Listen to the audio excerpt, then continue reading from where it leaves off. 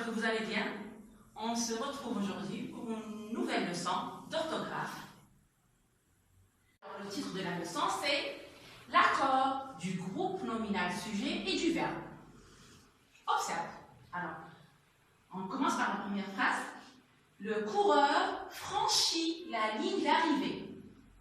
Alors, cette phrase, je vais regarder bien. Je cherche le sujet. Le sujet, c'est le coureur. Il est au singulier. Donc, je vais au verbe. Je m'arrête à la fin du verbe. Je regarde le sujet et j'accorde le verbe. Le coureur franchit la ligne d'arrivée. Alors, dans ce cas-là, je recommence. Je m'arrête à la fin du verbe. Je regarde le sujet et j'accorde.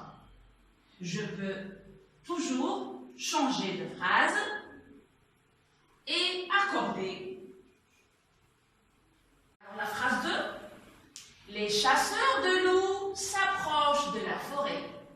Alors, regardez avec moi le sujet. Le sujet, c'est les chasseurs de loups. C'est un groupe nominal.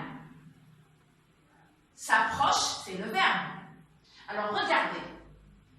Quand le sujet est un groupe nominal, je vais au nom noyau. Le noyau de ce groupe nominal, c'est chasseur. Chasseur, il est au pluriel. Donc, je regarde le sujet et je vais accorder le verbe s'approche. Regardez la terminaison. ENT, c'est le présent, la troisième personne du pluriel. Alors, le verbe s'accorde avec le nom noyau. Dans la troisième phrase, j'ai Mehdi, Rami et Adam préparent un exposé. Dans cet exemple-là, j'ai le sujet qui est représenté par plusieurs personnes. C'est plusieurs personnes qui font l'action. C'est Mehdi, Rami et Adam.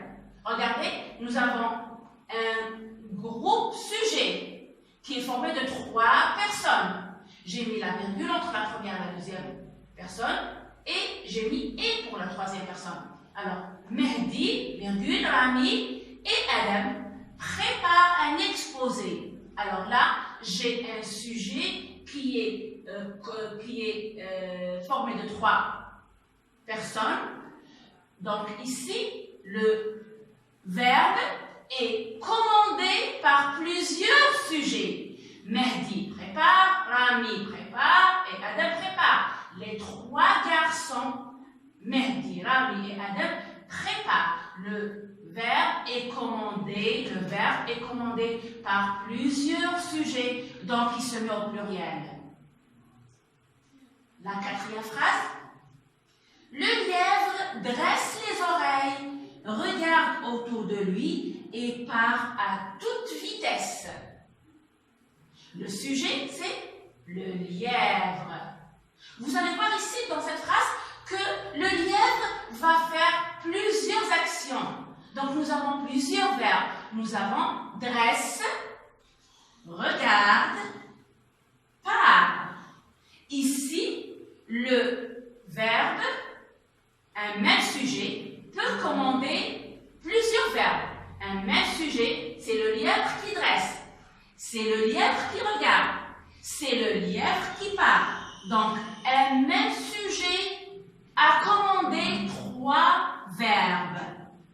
Le lièvre dresse les oreilles, regarde autour de lui et part à toute vitesse.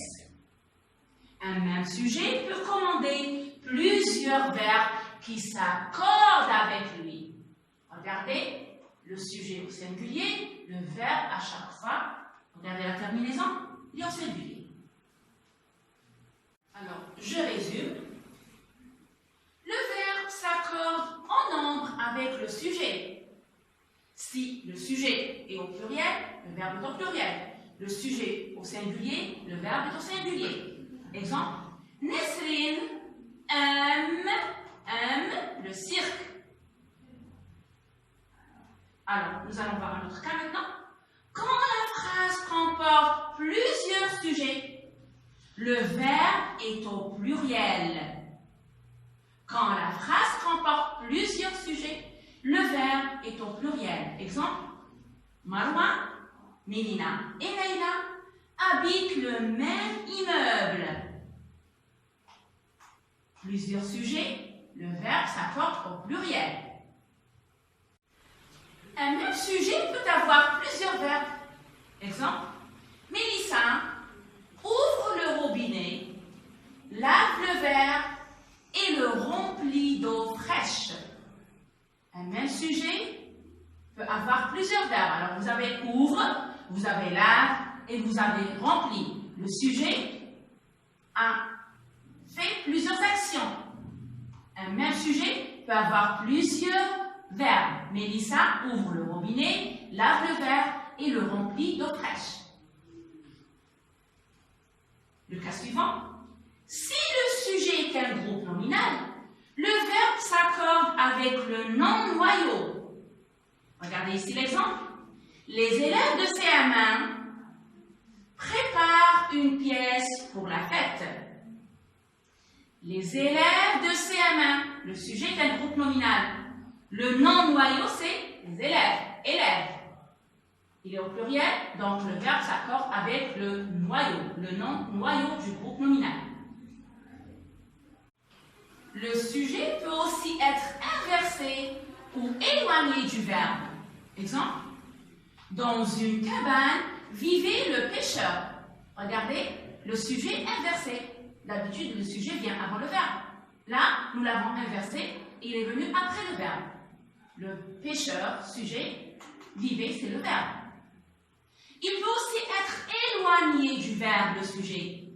Regardez ici. Le pêcheur, amaigri et fatigué, vivait dans une cabane. Regardez le sujet, le pêcheur. Regardez, voilà le verbe. Le sujet est éloigné du verbe. Nous allons nous entraîner un peu en faisant 3 petits exercices. Alors, le premier, souligne le sujet de la phrase. Depuis janvier, le club sportif de la ville accueille les jeunes à partir de 17 h.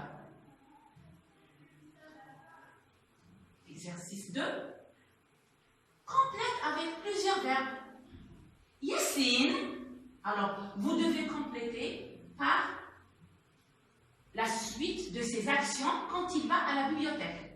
Alors écris la suite de ses actions quand il va à la bibliothèque. Alors Yassine va à la bibliothèque, donc il va faire les choses là-bas. Vous devez écrire la suite en utilisant plusieurs verbes. Exercice 3. J'écris un sujet qui convient. Arrête les voitures, fais traverser les piétons et donne un renseignement à un passant. Alors je vous laisse réfléchir et on se retrouve tout à l'heure. La correction, exercice 1. Depuis janvier, le club sportif de la ville accueille les jeunes à partir de 17 h. Le sujet, le club sportif de la ville. C'est un groupe nominal. Le noyau, c'est le club sportif. Exercice 2.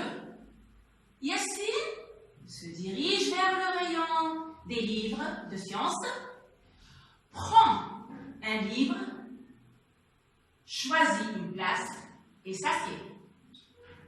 Regardez, je vais utiliser ici 1, 2, 3, 4 verbes. Ici, le sujet commande 4 verbes. Se dirige, prend, choisit, s'assied.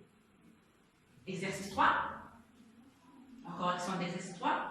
Le policier arrête les voitures, fait traverser les piétons et donne un renseignement à un passant. On peut aussi dire l'agent arrête les voitures, fait traverser les piétons et donne un renseignement à un passant. Alors, les enfants, je vous invite à faire l'exercice 2, 3, 5 et 6 de la page 132, 133.